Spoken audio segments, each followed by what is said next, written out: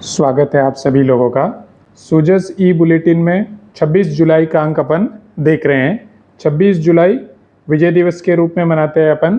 ये बात भी आज के सूजस में भी आई है और कल के सूजस में भी थी। तो चलिए शुरुआत करते हैं। पहली न्यूज है कि मुख्यमंत्री ने 144 नई बसों को दिखाई हरी झंडी। आधुनिक सार्वजनिक परिवहन सेवा से सफर होगा सुगम, ऐसी बात बोली है। सकारात्मक नीतियों से घाटे से उबर कर मुनाफे में आई है रोडवेज।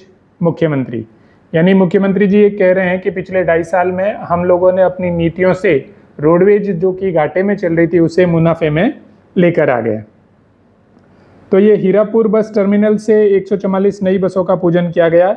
इनका टारगेट है कि प्रदेश के हर कोने में परिवहन सुविधा पहुंचाना हमारी प्राथमिकता है, ऐसी बात बोली गई है। ठीक है, बाकी एग्जाम के पॉइंट ऑफ व्यू से काम की चीज़ नहीं है। फिर एक सड़क सुरक्षा अग्रदूत महिलाओं को हेलमेट वितरित किए इन्होंने और सड़क सुरक्षा के प्रति उन्हें जागरूक किया कि आपको हेलमेट पहनना चाहिए और सारे के सारे जो नियम है उनकी यातायात के जो नियम है उनका पालन करना चाहिए। अगली न्यूज़ है मन की बात। हर महीने देश के प्रधानमंत्री मोदी जी लोगों से बात करते हैं। उनमें समाज के अंतिम तबके में बैठे लोग भी अगर कुछ कर रहे हैं तो उनको पहचान दिलाने के लिए उनके बारे में जिक्र करते हैं। तो इसका 136वां संस्करण था जिसे मुख्यमंत्री जी ने आदिवासी महिलाओं के साथ सुना। तो जयपुर के सांगानेर में ये मुख्यमंत्री जी भजनलाल शर्मा जी आदिवासी महिलाओं के साथ मौजूद थे और उन्होंने इसको सुना था। 136वां अंक था ये। यहाँ पे भी कारगिल विजय दिवस के बारे में बात हुई है। कब? 26 जुलाई को। ठीक है, फिर बाकी इस बार किसी भी प्रोडक्ट के बारे में या किसी भी अभियान के बारे में जिक्र नहीं हुआ है। बस एक चीज़ का जिक्र हुआ है कि 9 अगस्त से 14 अगस्त तक हर घर तिरंगा अभियान चलाया जाएगा और उसमें बढ़ चढ़ के लोगों को हिस्सा लेना है, ऐसा मोदी जी ने आह्वान किया। तो कब से कब तक? 9 अगस्त से 14 अगस्त तक। ठीक है, हर घर तिरंगा अभियान चलाया जाएगा जिसमें सबको भाग लेना है, ऐसी बात मोदी जी ने बोली है। फिर मुख्यमंत्री जी ने इस संवाद में कुछ बातें और बोली है। यमुना जल समझौता और जयपुर मेट्रो फेज 2 के बारे में फिर से बात हुई है। यमुना जल समझौते की सारी चीज़ें अपन को पता ही है। हरियाणा के साथ हुआ है। 296 किलोमीटर के लगभग पाइपलाइन के थ्रू पानी शेखावटी तक आएगा। शेखावटी के 3 जिलों तक पानी आएगा। हथिनीकुंड बैराज से पानी शेखावटी तक पहुंचेगा। जयपुर मेट्रो फेज 2 के बारे में भी पता ही है। 36 स्टेशन है, 41 किलोमीटर के लगभग की जो दूरी है वो इसमें पूरी होगी। फिर इन्होंने एक और जिक्र किया कि सड़क निर्माण में उत्कृष्ट प्रदर्शन में भी राजस्थान प्रथम स्थान पर है। अपन ने देखा था कि जितनी सड़कें अभी बनी है, जितनी बन के तैयार होगी है, उसका 25% हिस्सा राजस्थान में है। ठीक है, फिर इन्होंने फिर से वही बात बोली है कि 1,78,000 अभ्यर्थियों को हमने नियुक्ति पत्र दे दिया है और 1 लाख पदों पर भर्ती प्रक्रिया है वो प्रक्रियाधीन है।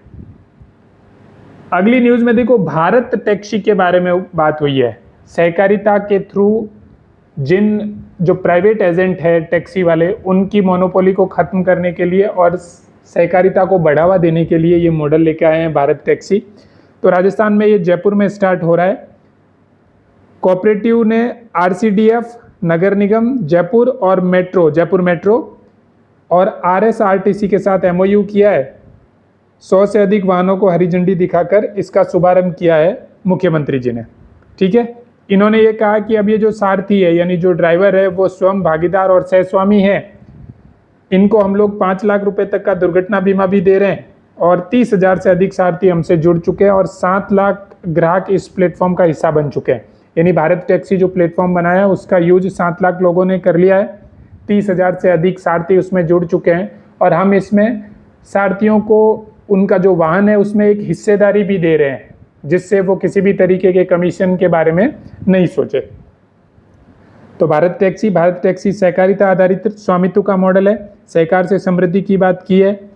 फिर इन्होंने अपने फिर से जो अचीवमेंट है उनको गिनाने में बोला कि हमारी सरकार ने 10 लाख से ज़्यादा नए सदस्यों को सहकारी समितियों से जोड़ा है। ठीक है, ये समझौते वाली बात अपन ने देख ही ली। केंद्रीय सहकारिता राज्य मंत्री मुरलीधर मोहोल यहाँ मौजूद थे और उन्होंने भी भारत टैक्सी के 100 से अधिक कैब, बाइक और ऑटो समूह को हरी झंडी दिखाकर रवाना किया। अब देखो, जो सहकारिता से रिलेटेड जितने भी अचीवमेंट इन्होंने हासिल किए हैं उसके बारे में फिर से जिक्र हुआ है कि विश्व के सबसे बड़ी अन्न भंडारण योजना में राजस्थान को 200 गोदामों स्वीकृत हुए थे, जिसमें से 120 गोदामों का काम पूरा कर लिया गया और इसमें भी राजस्थान प्रथम स्थान पर है। एक चीज होती है पैक्स। पैक्स क्या है? तो ये क्रेडिट सोसाइटी होती है, प्राइमरी एग्रीकल्चर क्रेडिट सोसाइटी, जिसमें 5,600 से अधिक पैक्स को ई पैक्स में कन्वर्ट किया जा चुका है और इन ई पैक्स के थ्रू 10 करोड़ से अधिक ऑनलाइन ट्रांजैक्शन हुआ है। पैसे का ट्रांजैक्शन नहीं, नंबर ऑफ ट्रांजैक्शन है वो कितने हैं? 10 करोड़ से अधिक ऑनलाइन लेन देन संपन्न हो चुके हैं। किसके थ्रू? ई पैक्स के थ्रू। तो इसमें भी राजस्थान नंबर 1 पे। फिर 4,900 पैक्स बहुव्यवसायिक गतिविधियों से जुड़े हुए हैं, ये बात भी इन्होंने बोली है। और लगभग 6,750 पैक्स है वो भारतीय बीज सहकारी समिति से जुड़े हुए हैं, जो इनके देश में सर्वाधिक है, यानी यहाँ पे भी राजस्थान फर्स्ट पे है, भारतीय बीज सहकारी समिति।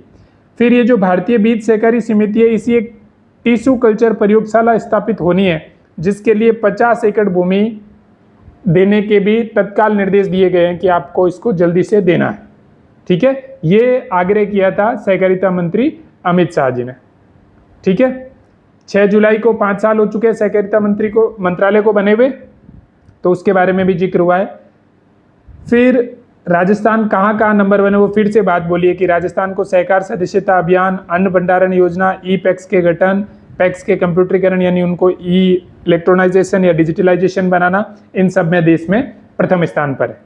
तो ये सारी बातें बोली गई है। फिर देखिए 27वां कारगिल विजय दिवस 26 जुलाई को मुख्यमंत्री ने अमर वीरों को अर्पित की श्रद्धांजलि। तो जयपुर में अमर जवान ज्योति पर ये काम किया है सैनिक कल्याण मंत्री कर्नल राज्यवर्धन सिंह राठौड़ है, ये आपको ध्यान रखना है। बाकी एग्जाम के पॉइंट ऑफ व्यू से इसमें काम की चीज नहीं थी, बस 26 जुलाई डेट ध्यान रखना, 26 जुलाई 1999 को। फिर देखो श्रमिक कल्याण के नए आयाम, यानी आज पंचगौरव का आर्टिकल नहीं आके जो योजना में आता है उनमें श्रमिक कल्याण के बारे में बात हुई है। तो एक तो ये चीज ध्यान रखनी है कि राजस्थान कारखाना संशोधन नियम 2025 बनाकर खतरनाक प्रक्रियाओं में महिलाओं के रोजगार पर लगे प्रतिबंध को हटाए जाने का आदेश 27 अक्टूबर 2025 को जारी किया गया था। यानी अब महिलाओं को भी सारे के सारे जो कारखाने में काम किया जाता है वहां अलाउड कर दिया गया है कि आप वहां पे काम कर सकते हो। फिर देखो एक डेटा आया है, सारा डेटा अपन को ध्यान नहीं रखना है। जैसे डीबीटी के थ्रू लगभग 1100 करोड़ रुपए की राशि दी जा चुकी है। ठीक है, लगभग 10 लाख आवेदन है वो जन कल्याण योजनाओं के तहत स्वीकृत किए गए हैं। ठीक है, ये इतने जो मामले थे उनको त्वरित न्याय दे दिया गया है। 455 बॉयलरों का ये सारी चीजें डिटेल आपको ध्यान नहीं रखना है। हाँ, कुछ चीजें जैसे ये देखो 21.54 लाख श्रमिकों ने ई श्रम पोर्टल पर पंजीकरण करवाया है, ये इंपॉर्टेंट चीज है। 31,137 श्रमिकों का प्रधानमंत्री श्रम योगी मानधन में पंजीकरण है, लेकिन ये वाला डेटा आपको ध्यान रखना है कि ई श्रम पोर्टल पर इतना है। ठीक है, बाकी कोई डेटा याद रखने की जरूरत नहीं है। चलिए, तो ये था सुजस का न्यूज वाला पोर्शन। अब आ जाते हैं प्रश्नोत्तरी पे। तो देखो पहला क्वेश्चन है, राजस्थान निवेश प्रोत्साहन योजना के तहत राज्य सरकार द्वारा उद्योगों को निम्नलिखित में से कौन से परिलाभ या अनुदान प्रदान किए जाते हैं? तो एसेट्स क्रिएशन इंसेंटिव्स, हाँ ये दिया जाता है। थ्रस्ट बूस्टर एवं ब्याज अनुदान, ये भी दिया जा रहा है। विद्युत शुल्क में छूट और ग्रीन इंसेंटिव, ये भी दिया जा रहा है। तो राजस्थान निवेश प्रोत्साहन योजना में ये जो तीनों दे रखे हैं, ये सारे परिलाभ या अनुदान दिए जा रहे हैं। अगला क्वेश्चन है कि राजस्थान के गिव अप अभियान के तहत लगभग कितने सक्षम लोगों ने स्वेच्छा से अपना खाद्य सुरक्षा अधिकार छोड़ा है? तो 93 लाख से ज्यादा लोगों ने अपनी सब्सिडी को छोड़ा है, जिससे बाकी लोगों को वो मिल सके।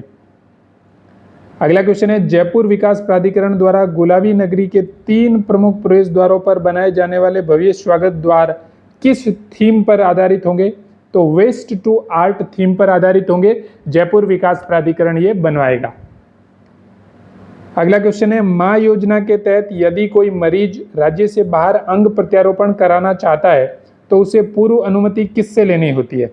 तो देखो जिला चिकित्सालय महाविद्यालय की ट्रांसप्लांट इवेल्यूशन कमेटी से तो उसे पूर्व में अनुमति लेनी पड़ेगी करवाने से पहले। और Rajasthan state health assurance agency जो है ये पुनर्भरण करेगी, कि आपने वहाँ पे जो आपका खर्चा हुआ है उसको पुनर्भरण कर देगी Rajasthan state health assurance agency. जबकि आपको परमिशन कहाँ से लेनी पड़ेगी, तो जिला चिकित्सा महाविद्यालय की ट्रांसप्लांट इवैल्यूएशन कमेटी से आपको परमिशन लेनी पड़ेगी। अगला क्वेश्चन है, पंचगौरव कार्यक्रम में एक जिला एक उत्पाद के तहत 12 जिले का उत्पाद क्या है? तो 12 जिले के उत्पाद है लहसुन के उत्पाद यानी गार्लिक प्रोडक्ट। मैं आपको 12 जिले की पांचों चीजें बता देता हूं। 12 जिले की जो उपज है वो है लहसुन, वानस्पतिक प्रजाति है वो है चिरौंजी, उत्पाद लहसुन के उत्पाद, पर्यटन स्थल है रामगढ़ क्रेटर और खेल है फुटबॉल। फिर से देखो, उपज है लहसुन, वानस्पतिक प्रजाति चिरौंजी, उत्पाद लहसुन के उत्पाद या गार्लिक प्रोडक्ट, पर्यटन स्थल रामगढ़ क्रेटर और खेल है फुटबॉल। चलिए मिलते हैं अगले वीडियो में, धन्यवाद।